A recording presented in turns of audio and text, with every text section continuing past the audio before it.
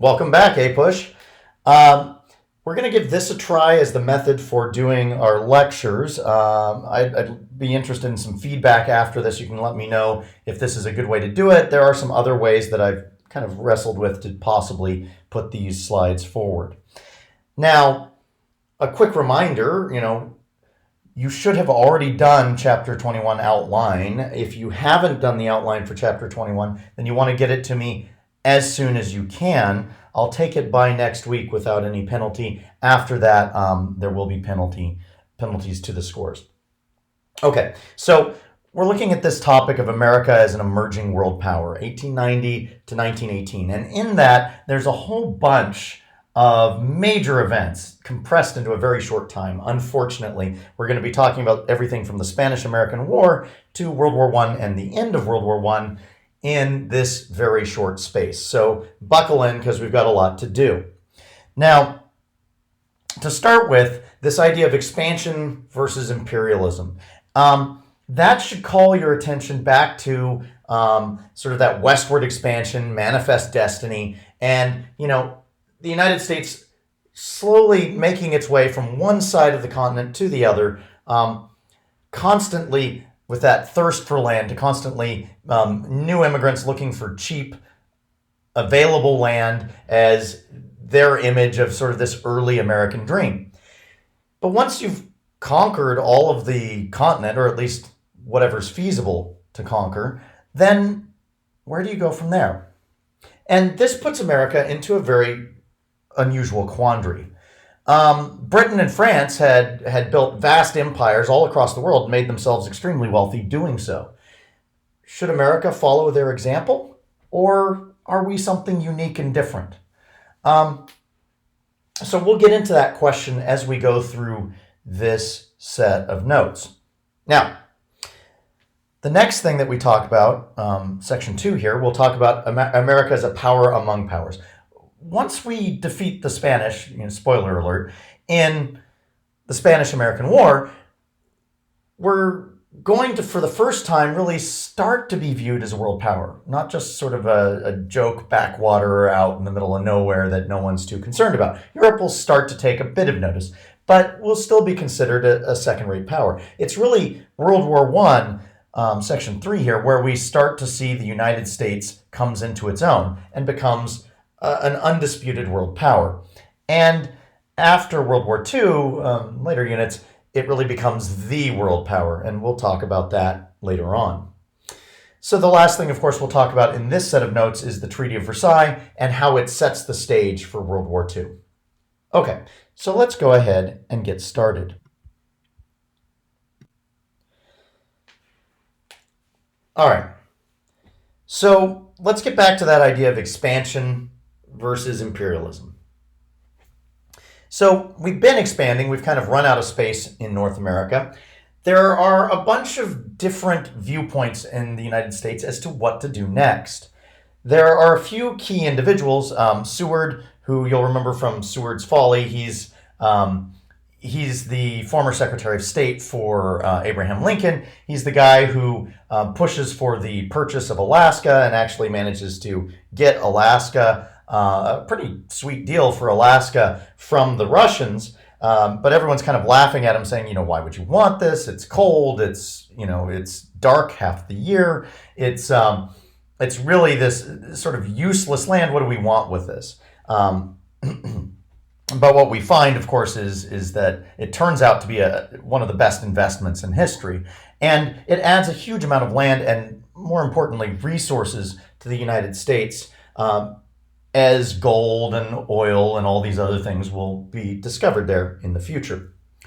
Now, Alfred T. Mahan is another important name that you should know. Now, Mahan, in particular, is a proponent, meaning an advocate, someone who's in favor of this imperialistic America. And someone who will be heavily influenced by him will be Theodore Roosevelt, and we'll get into him as well. So, what exactly was Mahan all about?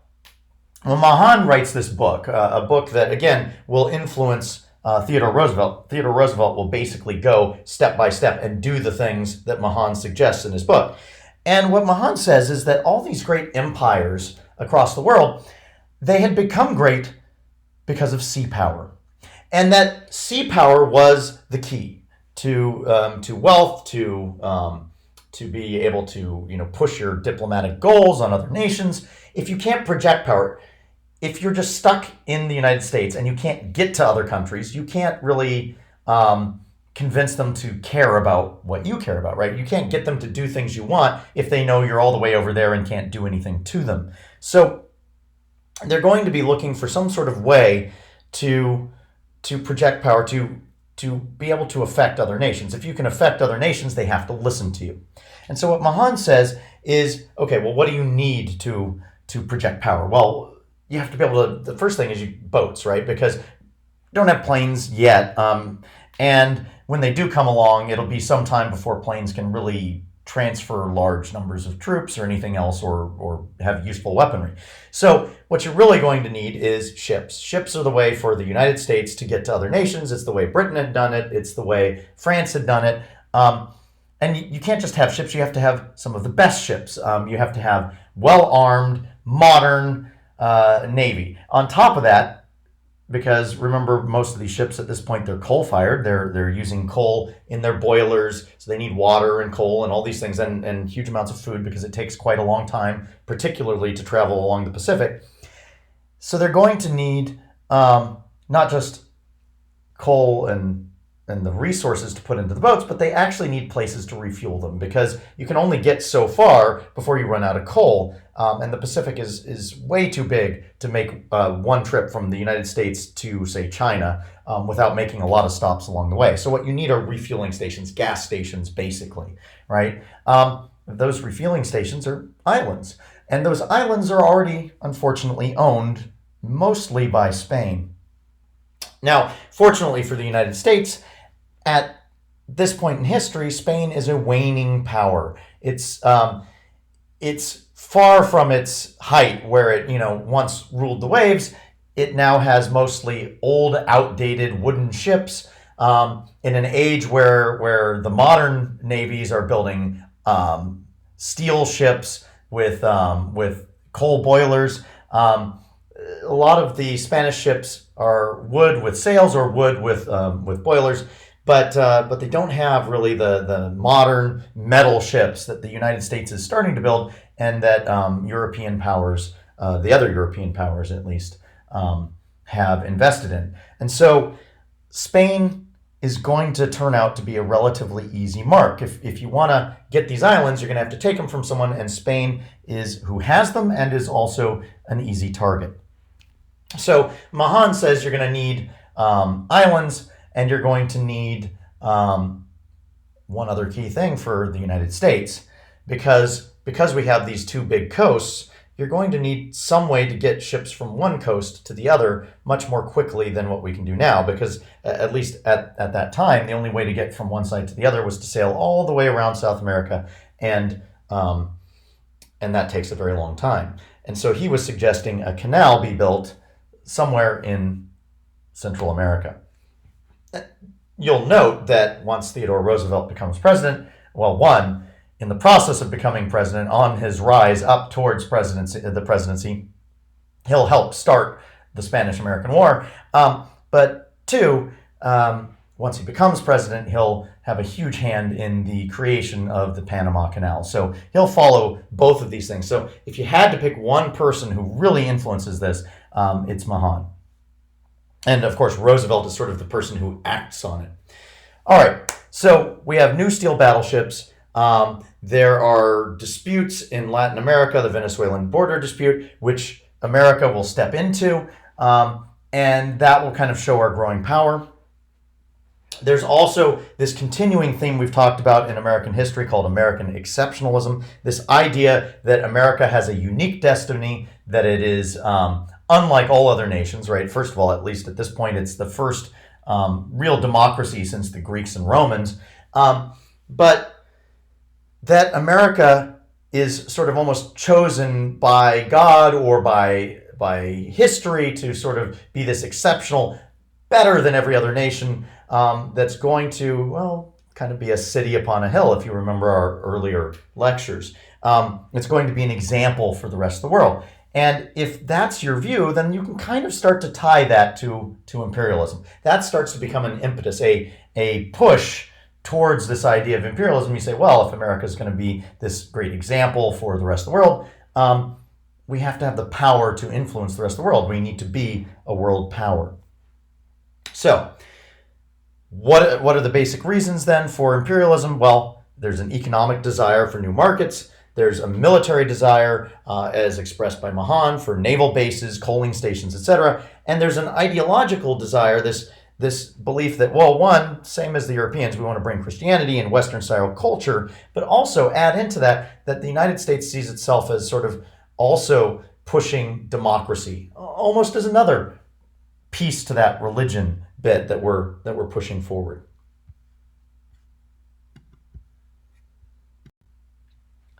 Okay,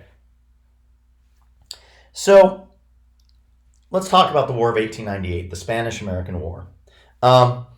There are what you might call proximal causes, which are the short-term causes, and long-term causes, right? The short-term causes, the things that immediately cause this problem, this war, are a combination of a number of things, right? So one, you have yellow press. So the yellow press is, you can think of it as, in today's terms, we'd say fake news. You had two huge newspaper empires, right? At the time, newspapers were actually big money. And these two huge newspaper empires were kind of competing with each other to see who could sell the most papers. And what they discovered relatively quickly was that, well, what kinds of things sell? Well, sensationalism, right? What does that mean? It means exaggerated stories, right? The truth doesn't sell as well as if you take the truth and sort of gussy it up. You kind of add a little bit of explosions, a little bit of fire, add this and that, make it a little more sensational, a little more crazy, and more people will buy it. And so you get this interesting competition between the newspaper magnates to see who can sell the most papers, and the way they do it is by sort of sensationalizing their stories. Now, one of these individuals, William Randolph Hearst, and if you've been to Hearst Castle along the coast in California, you've seen what wealth he gained from all of this. He was able to build this fantastic estate that's still there today. But Hearst had an artist that worked for him, and he had sent him to Cuba because in Cuba there had already been some problems between the Spanish and the Cuban people. The Spanish had conquered Cuba. It had been a colony for some time, but there was unrest in Cuba, and he was there to sort of cover that. But while he was covering it, Hearst pushed him to sensationalize a lot of what was going on, to show the Spanish as sort of monstrous, brutish sort of villains in all of this. And he felt that by doing that, he could, sell more papers, which turns out to be true. On top of that, though, you start to see an increase in tensions between the United States and Spain over what's happening in Cuba. And so as that happens, he pushes his artist and his writers in Cuba to sort of increase their efforts to sensationalize. Till what you end up with is a number of basic misunderstandings, because the American people are reading these newspapers that take relatively innocent events and magnify and exaggerate and so on. Now, the Spanish did treat the Cuban people pretty terribly, but not to the extent or in the ways that it's shown in these papers. And what bothers the American people more is how these papers start to show, they'll start to show American citizens in Cuba being mistreated. And in those cases, and I'll give you an example in a moment, in those cases, the exaggeration is somewhat over the top. So you have one example where there's an American woman who is stopped by Spanish customs, as you would normally do if someone's traveling, and she was searched. Now, she was searched by another woman, and no guards were there to see or anything like that. It was pretty standard procedure. Now, what the artist does is he draws a picture of this American woman, and he draws her being searched in a pretty inappropriate fashion by a bunch of leering Spanish guards. This is published in the papers, and it infuriates the American people. Almost no kernel, just a small kernel of truth to it. There was an American woman, she was searched, but it was not in that way or by guards, and it was in a standard way that anyone might expect in going through customs. So things like that will be routinely exaggerated in these papers, and they'll help lead to the eventual trail to war. Now, I'm going to skip a little bit. Obviously, there's some economic interests involved here. I mean, we're starting to see Spain as a competitor in the region. We don't want to see European powers in general in the area. We want, we've said this is our backyard. If you think about the Monroe Doctrine, that this is our backyard, European powers are supposed to stay out. So we have lots of reasons we already have tension with Spain. You can look into the Delome letter yourself. I don't want to get too off track here because I want to keep this moving relatively quickly. But let's talk about the Maine. So the next major event and the one that really starts to push American sentiment over towards war is the sinking of the Maine. So with all of the unrest going on in Cuba, the Americans send over an American fleet, and one of the ships, the Maine, one night has this fantastic explosion and sinks near the harbor. Now, at the time, when we look back as historians, we can see, well, no one really knew why it had sunk. But of course, Hearst isn't going to let that get in the way. What he had actually famously told his artist is, if you provide the pictures, I'll provide the war. In other words, he was suggesting that, well, wars sell a lot of newspapers, and if you keep giving me pictures like this, if you keep drawing pictures like this, I'll start a war.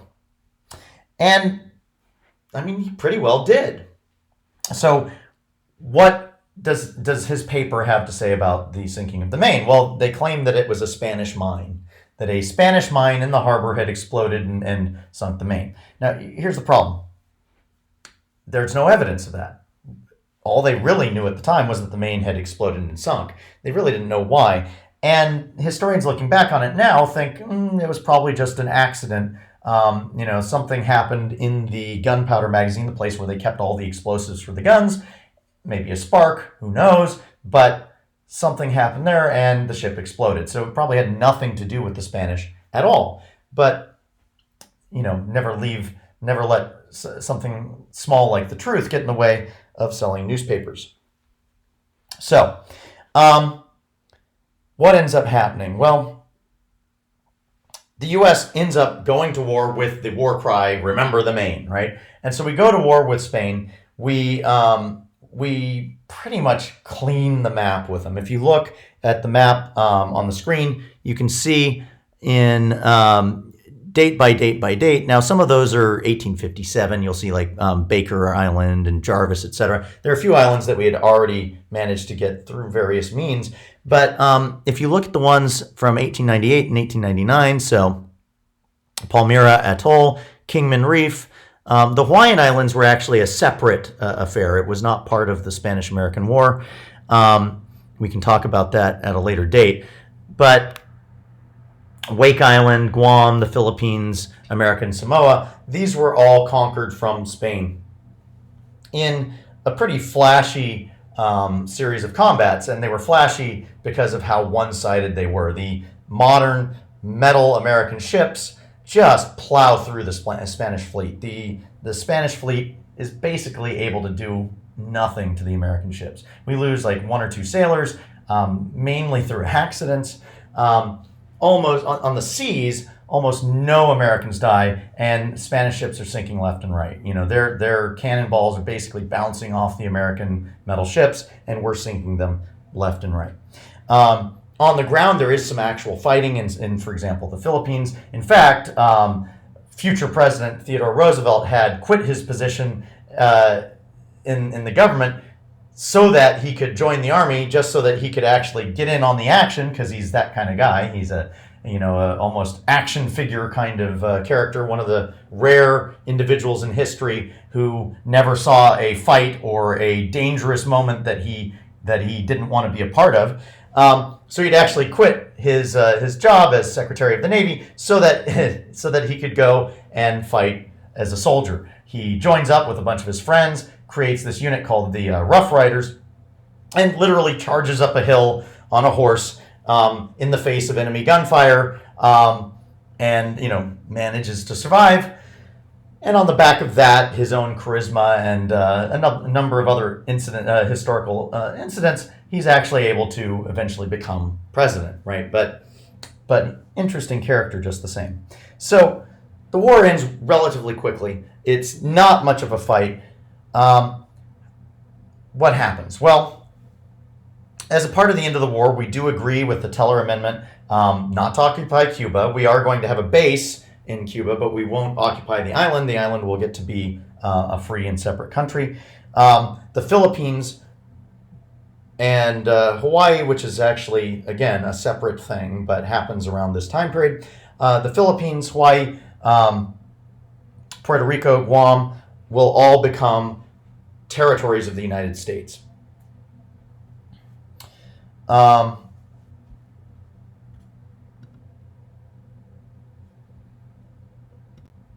Okay, so we get those territories, but we also get a bit of a headache.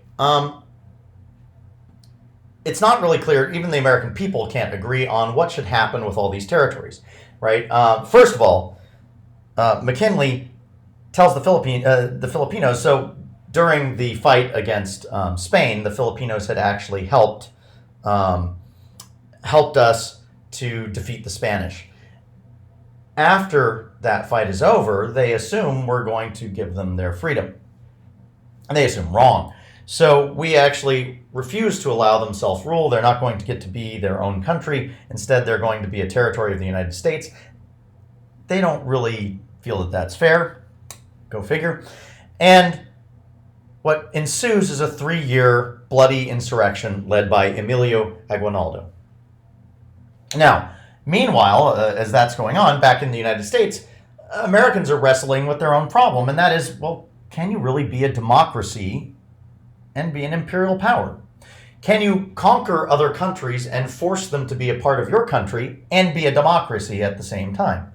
And there is a basic difficulty there, because the whole premise of democracy is that people have the right, people are sovereign, they have the right to create their own governments, right, and to rule themselves. And so if you free another country and let them choose what they want to do, that is pretty compatible with democracy.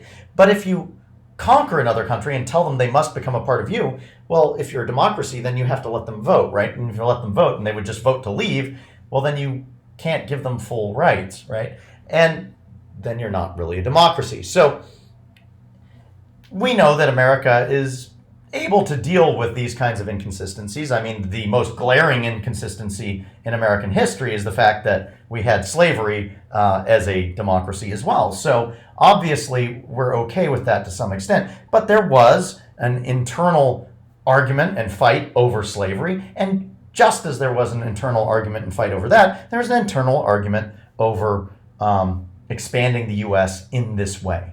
Right? And so you get anti-imperialist leagues who oppose U.S. expansionism, but ultimately, McKinley is reelected in 1900. So what that shows you is that at least more Americans were in favor of this or neutral to it than were against, right? So there were many Americans who were against this, but not enough to stop it. Okay. Meanwhile, you get, attempts to sort of decide what these new territories will be. Will they be colonies? Will they be future states? If you make them a state, they get to vote. If they get to vote, again, they might leave. So if you make them colonies, that's not very American, but it fits with the European model. And then you can kind of cram down rules and impose your rules upon them and keep your thumb on them to keep them in your power. Meanwhile, we don't 100% give Cuba its own independence either. We'll maintain some small amount of control over them through the Platten Amendment, which you can look up for further information. The Jones Act will promise eventual freedom to the Philippines, but, timelines are a bit iffy there.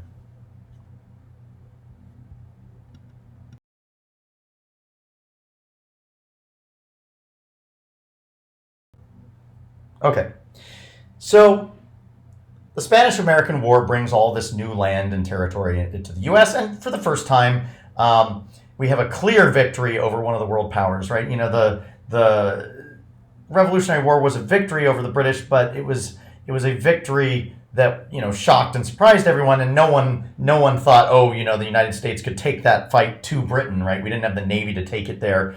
Yes, we could make it a pain for them to conquer us, enough of a pain that they left, but that's not the same kind of victory as actually conquering territory from a major power. The War of 1812 against Britain was a tie. The war against Mexico, well, it's a minor power versus a minor power. The world didn't care too much about that. Conquering Spanish territories puts us on the radar of the big world powers, of Britain and France in particular. But still, Spain wasn't also ran by this point. They were a former major power, but they were on the decline. And so for a lot of Europeans, it said more about how weak Spain was than it said about how strong we were. We're starting to get our foot in the door. We're starting to be taken somewhat seriously, but we're still seen as sort of an upstart backwater, new kid on the block, not the band. So we're going to start flexing our political muscle overseas a little bit and start trying to influence world politics in a way that the U.S. had largely been unable to do when we were not taken as seriously. One of the key ways, one of the early ways, is in what's called the open door policy. Now, what it does is this. By this point in history, the Europeans have conquered almost all of the world, right? Almost everything belongs to a European power here or there somewhere. China was one of the last holdouts. Britain, France, Germany, everyone wanted a piece of China, but the United States is sort of left out in the cold, right? Because each time when Britain or France conquers one of these countries, they're mercantilists. So what they do is they only allow that country to trade with them. They make all this money off that country, but we're out in the cold. We had tried our hand at imperialism, but there wasn't a lot of stomach for back home for America to go conquer more, right? We had been very successful at conquering these little islands from Spain, but trying to conquer something like China, I mean, that's a major effort and beyond what the United States is willing to do, even those who were pro-imperialism. And so if there's no stomach to do that, then what's best for America? Well, what's best for America is if China is not conquered by anyone, right? If China is allowed to trade with everyone. And so the United States starts pushing what's called the open door policy. And the idea is we negotiate with Britain, France, all the world powers, and we say, hey, look, why don't we just say that China is an area, rather than everyone squabbling over and fighting over China and trying to take control, why don't we just say this can be a place where it gets to be a quote-unquote separate country, but it's a separate country that has to trade with all of the Western powers, and just everyone can trade here. And ultimately, that policy wins the day. So China is left to its own devices. It will be forced to trade with the European powers and America. In particular, they have to keep buying, drugs from the British, right? The opium trade, etc. But their government will not be replaced. Their land will not be taken more than had already been done, because of course Hong Kong is already a British colony at this point. But it's going to get a slightly separate course from what happens, say, in other parts of the world. Meanwhile, after Roosevelt, right, you get President Taft. Now, Taft has a somewhat different take, and we've noticed that, each president has their sort of policy, whatever they'll name it after him, right? The Monroe Doctrine, things like that. Well, Taft has an approach to dealing with foreign powers that's becomes actually, it's sort of the future of American foreign policy. He calls it dollar diplomacy. And basically what it says is, we're going to use money to get what we want around the world. You could use soldiers and troops and things like that, and you could conquer places and push people around to get what you want, or you can kind of just pay everyone off. And you could even do a little bit of both. But this sets us on a collision course with Japan, which we'll talk about at a later point. Okay. So let's talk a little bit about what happens now that we're sort of, again, on the world stage here. What do we do in Latin America? Well, during the Roosevelt presidency, we had what he termed as big stick diplomacy. And it comes from a saying that he used where he said, I speak softly but carry a big stick. Now, what does that mean? Well, it means when I'm talking with other nations, I shake their hands, I smile, and I talk nice, but behind my back, there's always a big stick, meaning if they don't give me what I want, I'll talk nice to them to try and get what I want. And if that doesn't work, I always have this big stick to beat them with. And the big stick, of course, is the American military. And so his big stick diplomacy says, look, we got to build a powerful Navy. And he actually sends this, it ends up being called the White Fleet because it's all painted white. He sends this modern Navy that he built, sends it all around the world, and it ends up in ports from country to country, all the way even in Japan, where it actually impresses a number of countries to the point that they say, well, we need a big Navy too, which they'll then build up and later will be used in World War I, so good job there. But he's going to build up the Navy as a big stick that he can use to project power, right? That Admiral Mahan thing again. Now, he also creates what's called the Roosevelt Corollary to the Monroe Doctrine. A corollary is an add-on. And remember, the Monroe Doctrine had said, Latin America is our backyard, Europe stay out. And Europe had laughed at us because, at the time we didn't have the ability to enforce it. The reason we talk about the Monroe Doctrine at all is because of the Roosevelt Corollary. Because Roosevelt, now that we actually do have the power to do some enforcing, Roosevelt's going to come along and say, yeah, we're going to do this.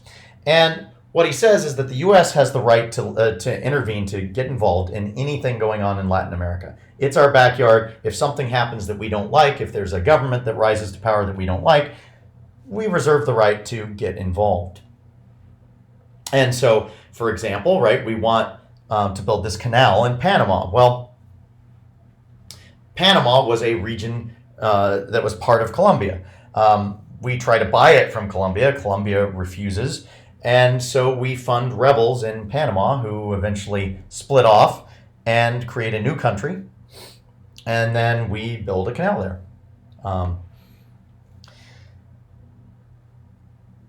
That canal sort of fulfills all of the, at that point now Roosevelt has done all of the things that Mahan had said we need to do to be a world power. So you could say that Mahan was very successful in influencing policy. Now, moving forward a bit in time, just on the cusp of World War I, we get to President Woodrow Wilson. Woodrow Wilson has said that, imperialism is not the way to go.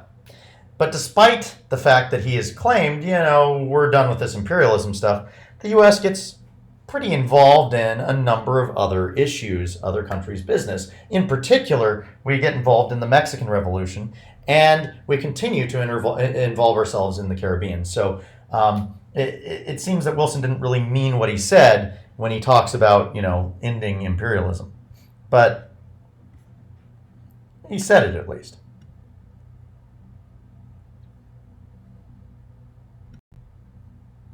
Okay, so that brings us to World War I.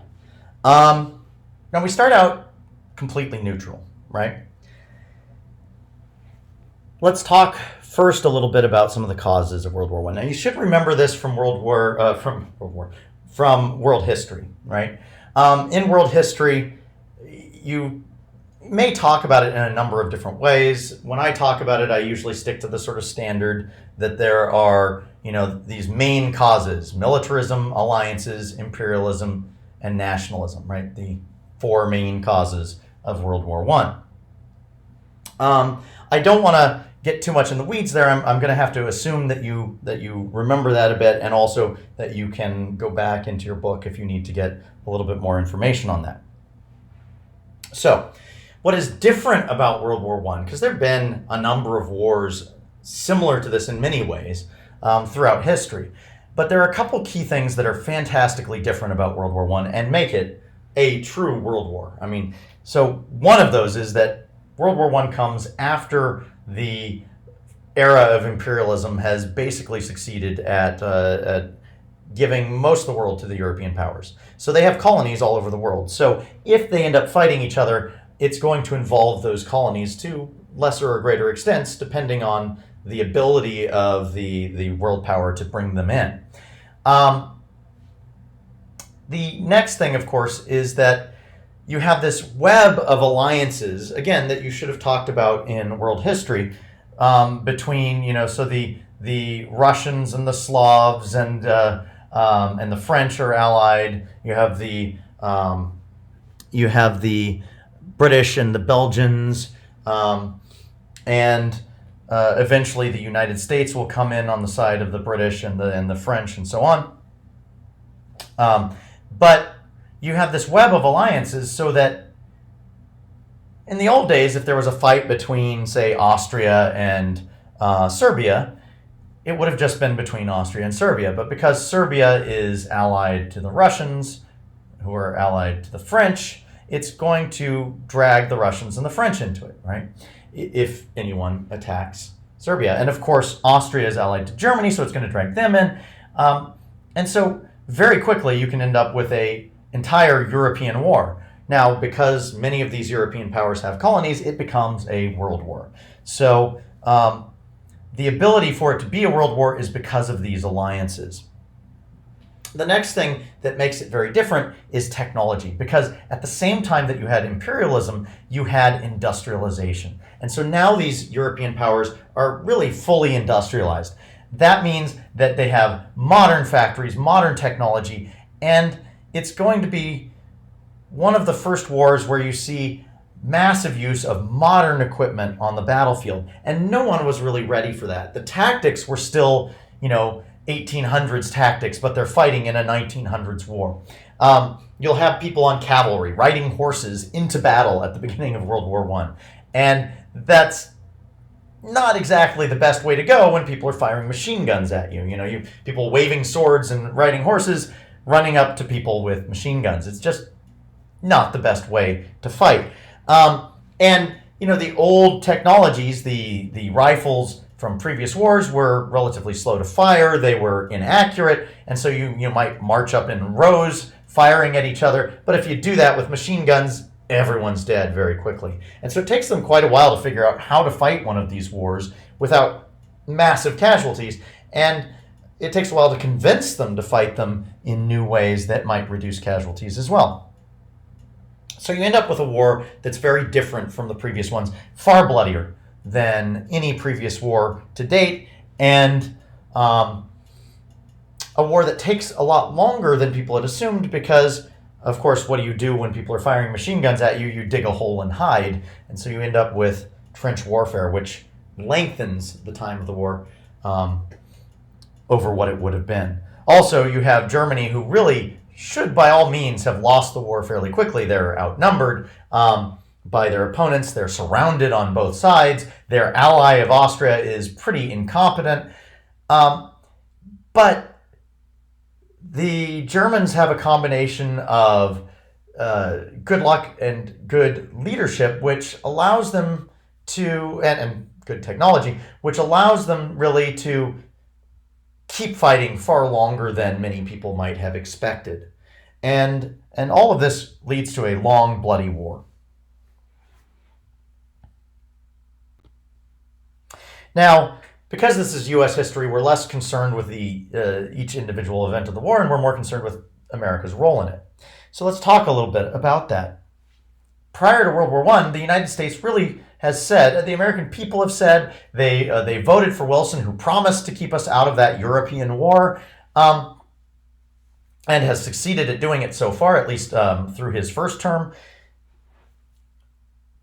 So we want to stay out of it. We want to stay neutral. We're you know, enjoying the fruits of industrialization. We're becoming extremely wealthy and powerful as a nation. And it's, this European war seems far away, and it seems to be none of our business. So for the most part, Americans would like to just stay home and do their own thing. And Americans also have the problem that we're fairly divided over it.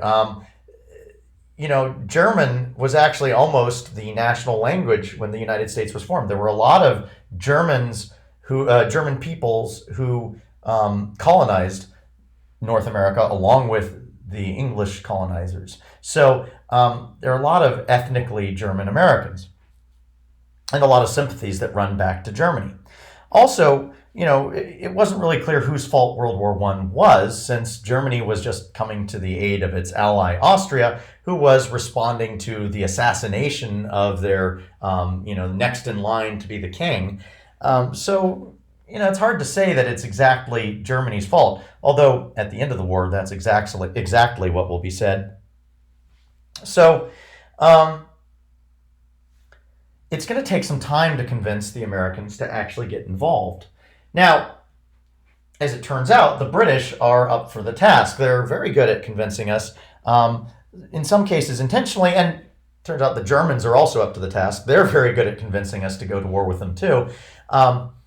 Unintentionally often, but just the same. So what are some of the key things that kind of push us in that direction? Well, one of them is simply a natural tactic that the Germans arrive at for fighting against the British. The basic problem is this. Britain has the largest, most advanced navy on the planet. The Germans don't, and there's no way they're ever going to catch up. The British have too much of a head start and too many good ports. The Germans only have a few good ports to start with. They just don't have a lot of coastline. Britain's an island. So the Germans have a problem.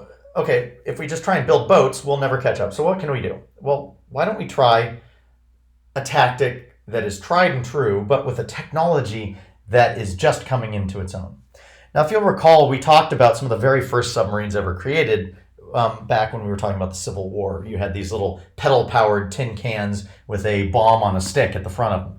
Turned out to be a fairly disastrous affair for everyone involved. They were able to sink a ship, but also, two ships, the enemy ship and themselves. So submarines won't really come into their own until you have some solutions that can deal with the fact that pedal power just isn't going to take you where you need to go, and that you need to be able to run underwater for a time without surfacing for oxygen every 5 seconds. And there are two solutions that have now arrived by this time in history, and one of them is first of all gas power, right? Petroleum. You have gas-powered engines, internal combustion engines that are good enough to run a submarine. Now that will run it when it's above the water, but you still need some way to run it below the water. Battery power is actually good enough that you can run them for a short period of time underwater. So most of the time they're going to be with just the top above the water to get the air they need to run their engines and for the people within. And whenever they are approaching enemy ships, they'll go underwater, fire their torpedoes, run away, and then surface again. And technology is now good enough that that's exactly what you can do. And the Germans happen to be on the cutting edge of this technology. Now, I said that this was a tactic that was tried and true. Well, how is that? Well, you can go back in history to the very beginning of time, but for our sake, let's just go back to an American history example we can think of, and that would be the American Revolution. In the American Revolution, the Americans were drastically outnumbered and outgunned by the British. So we didn't just march up to them and shoot at them. We waited until they were marching somewhere, popped out, shot at them from the trees, and ran away before they could fire back. Well, that's basically what a sub does too. It's a hit and run. You are outnumbered, so you can't just stand up and fight. It's what we call an asymmetrical, not symmetrical, not even fight, right? Where one side has way more power than the other. The way to fight that is to ambush and run away. And that's exactly what submarines do. Now, this creates a huge tactical advantage for the Germans. They're able to sink a lot of British ships with a relatively smaller number of ships and losing a relatively smaller number of ships. But it creates a PR, public relations, disaster for them for a number of reasons. One, because no one really thinks it's fair when someone pops out, punches you in the face, and runs away, right? We tend to respect people who stay there and stand to take the hits back, right? Someone who plays a fair game. So there's a natural disdain, dislike for people who ambush and run away. And the next problem with that, of course, is that, well, most Americans don't read German, and there's no Google Translate, so the news that we get over in America, there also aren't a lot of war correspondents. So the news we get in America is mostly British news and newspapers that are reprinted in American newspapers. And so, of course, we get the British side, but not so much the German side. So these U-boat attacks, and also, by the way, the submarines, the U-boats, they're sinking a lot of civilian ships, right? Because they have to not just sink the warships that the British have, but most of the ships going to and from Britain are actually bringing coal, iron, steel, the things that the British need to make the weapons that they're going to use against the Germans. And the Germans realize if they want to win the war, they can't just shoot at the civilian ships. They need unrestricted submarine warfare. They need to fire at everything that's going to Britain, which means they're sinking a lot of civilian ships too. Some of those are carrying war supplies, but some of them are just carrying people. And that also doesn't go over very well in the newspapers. So the Americans complain quite a bit about this unrestricted submarine warfare, and eventually are able to get the Germans to end U-boat attacks for a while, particularly after they accidentally sink the Lusitania, which is they don't accidentally sink it, they sink it on purpose. It's a British cruise liner, all right? So think of like Carnival Cruises. But the trick is that the British know that the Germans are sinking all these ships, and so a lot of times when they want to get bullets or something over to France where the fighting's happening, they'll send it in the bottom of a cruise liner like that. The Germans know this. They even publish in newspapers all across the world, whatever you do, don't write on a ship to or from Britain, and we'll sink you. Please don't do it. We don't want to hurt you. But the Lusitania, possibly carrying weapons, but definitely carrying thousands of people, including hundreds of Americans, is sunk on the way to France. And that explodes across American newspapers. When that happens, the Germans realize they might end up at war with America, which they really don't want to do. And so for a time, they stop this unrestricted submarine warfare. That seems like a big victory for Woodrow Wilson and is one of the things that carries him to a second electoral win. So he wins the presidency in 1916. But in 1917, the Germans realize, you know what? We're not going to win this war if we play nice, so they go right back to unrestricted submarine warfare. The thing that finally, and that makes the Americans mad, it probably madder than if they just never stopped in the first place, right? Because they stop and kind of act like they're going to quit sinking all these ships and then change their mind. That makes the Americans mad, but what really puts us over is the Zimmerman telegram. And what that is pretty straightforward. So every country on Earth has diplomats in other countries, and that's how they make deals with those countries. So the German diplomat in Mexico received a telegram, right? Think of it almost as an email, right? It's a message, letter that is sent over the wires because they don't have phones yet, but they can do telegrams using Morse code, right? And he receives this telegram. Now it's encrypted, it's in a code, but the British, of course, have cracked that code. Germans don't know it, but they have. And so this telegram basically says, hey, go talk to Mexico. We're worried that America might go to war with us. They're getting kind of mad about these submarines. So go talk to the Mexican government and see if you can get an agreement. If the Americans go to war with us, will you join our side? And if you join our side, here's what we're going to give you. When we win the war, you can have all of the southwest of the United States back, you know, the stuff you lost in the Mexican-American War. Now, the Mexican government does not seriously entertain this. It's clearly nuts because they would be overrun by the United States pretty quickly. They don't really have the ability to win, and Germany doesn't have the ability to get troops over there safely to help, so it would be Mexico kind of on its own against the United States, which didn't work well last time, and it would work even worse now that America has industrialized the way it has. But the British intercept this and helpfully decode it and send it to the Americans, who then publish it in the newspaper. The American people are furious over this, and this, combined with the other instances we discussed, is enough to push America to war.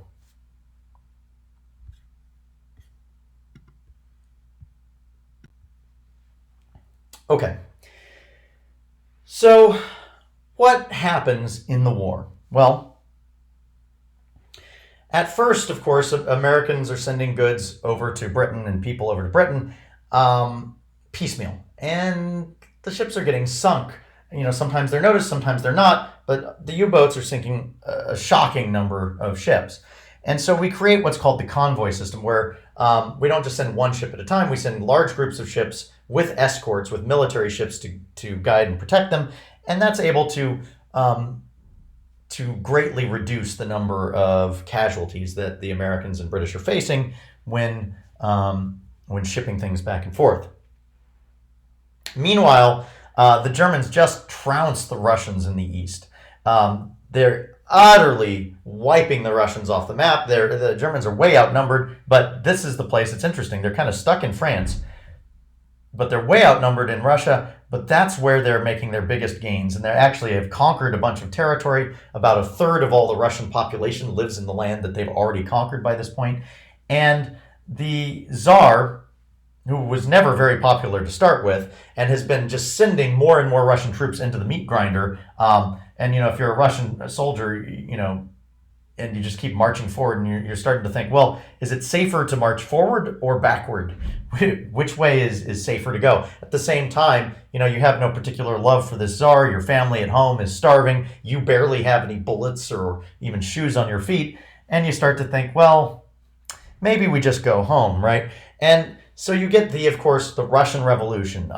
In particular, the Germans have actually released a former prisoner, Vladimir Lenin, who is a proponent of this idea that Karl Marx came up with, communism. He had actually been banished by the Tsar because he, kept trying to start revolutions. So the Germans helpfully let him free, send him back to Russia, and he goes and does what he does best. He starts a revolution. So in the midst of the Russian Revolution, and Russia exits the war. But around about the time they're exiting, the U.S. is entering. So Germany just trades one problem for another.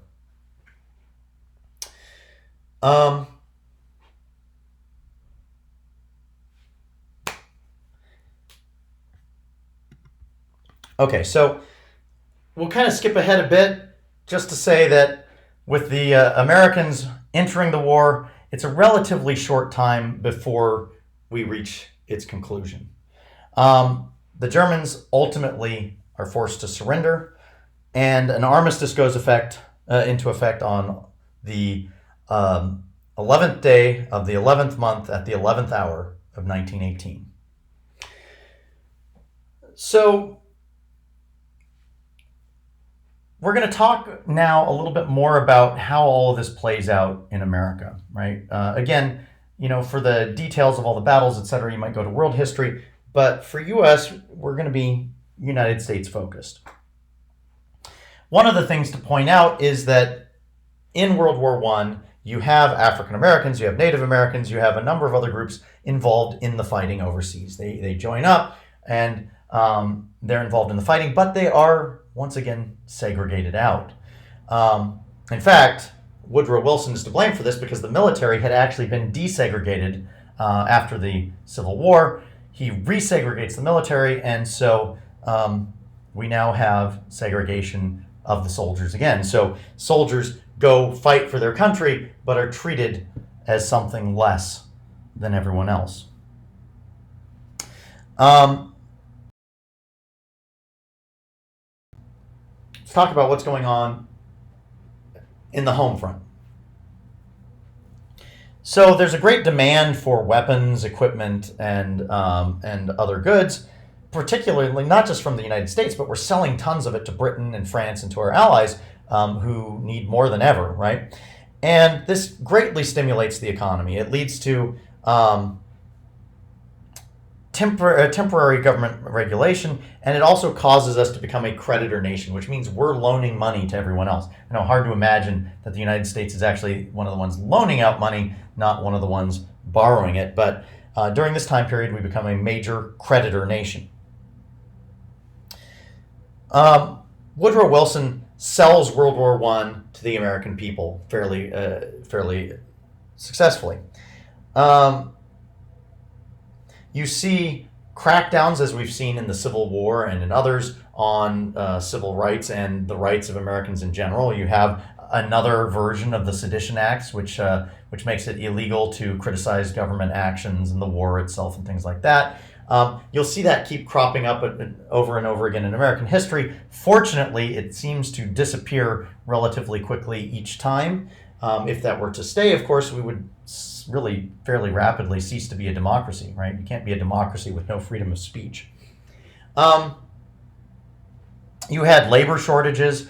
You needed all these products, all these weapons, etc. So you actually have a great job market in the sense that we have more jobs than we have people. And so you start to see people migrating to wherever the jobs are, which creates, of course, a major migration, the Great Migration from the South, particularly amongst African Americans, to the North, particularly areas like Detroit or Michigan, where most of the factories are located. And so you start to see this vast movement, right? A lot of African Americans who don't have tons of job opportunities in the segregated South, and normally wouldn't have tons of job opportunities in the North, but labor is in such short supply that factories, which will still discriminate, will still find that they're willing to hire people they otherwise wouldn't have hired. And so it creates a huge drain from the South to the North of this labor pool.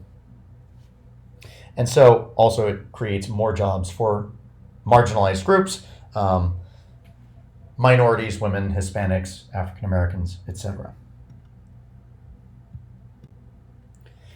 Meanwhile, you see a continued push and discussion around what to do for women's rights. Carrie Catt and NASA will try to show patriotism of women, while Alice Paul and the NWP will use militant protests to fight for suffrage. So things aren't just calm on the home front. You've got some turmoil and some opposing viewpoints on what exactly to do for women's rights. Ultimately, President Wilson will support women's suffrage as a, quote, war measure, and with his support, the 19th Amendment, and the fact that, of course, as we've talked about before, state by state, the women's movement has actually been gaining suffrage on a state-by-state basis. And so now you have that critical mass where more than half the states already give women the right to vote. And so those states naturally are going to be more likely to support a national amendment to the Constitution. And that's what you get. You get the 19th Amendment, which is ratified in 1920. So let's talk about what happens with, let's kind of shift back to Europe and talk about what happens with the end of the war. Now, Woodrow Wilson had thought about the war a little bit, and he had realized that, it's possible we could have another world war like this, and this had been such a bloody, terrible affair that, no one wanted that. And so he spent some time trying to figure out, well, what could we do to avoid another World War I? And the natural response, of course, would be to think, well, what would have avoided this World War? And to do that, you have to spend a little bit of time thinking about, well, what were its causes? Now, he didn't have a list that said militarism, alliances, imperialism, nationalism. That's sort of an after-the-fact thing historians have come up with. But he arrived at a fairly similar set of ideas. And we know that not because he said, here's what caused World War I, but because he said, here's how to avoid World War II. And his solutions were aimed at a lot of the causes that we've identified.